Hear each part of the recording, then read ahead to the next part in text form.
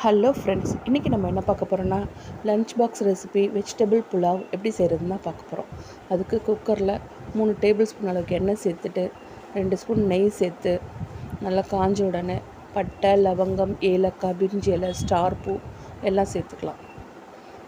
இப்போ 3 பச்சை மிளகாய் சேர்த்துருக்கேன். பச்சை மிளகாய் சேர்த்துட்டு வெங்காயம் 2 பெரிய வெங்காயம் நல்லா நீல வாக்கில் கட் பண்ணி சேர்த்து அதையும் நல்லா வதக்கிக்கலாம். ஃபஸ்ட்டு வெங்காயம் நல்லா கிளாஸ் பதம் வந்த உடனே தக்காளி சேர்த்துக்கலாம். ஒரு தக்காளி தான் சேர்த்துருக்கேன்.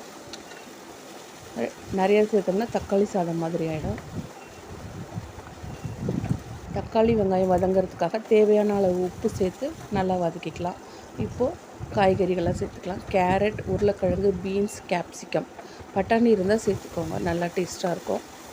சேர்த்து நல்லா வதக்கிட்டு இப்போது இஞ்சி, பூண்டு, புதினா, கொத்தமல்லி எல்லாம் சேர்த்து அரைச்சாச்சு.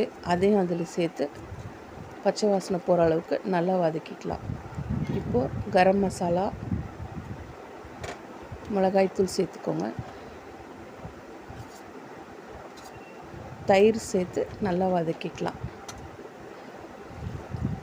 இப்போது 1க்கு 1.5 அளவில் தண்ணி, ஒன்று தண்ணி சேர்த்துட்டு பாதி தேங்காய் பால் சேர்த்துருக்கேன். அப்போ நல்லா டேஸ்ட் எடுத்து கொடுக்கும் சூப்பராக. நல்லா கொதி வந்த உடனே பாஸ்மதி ரைஸ் 20 நிமிஷம் ஊற வச்சு எடுத்து வச்சுருக்கேன். அதையும் சேர்த்து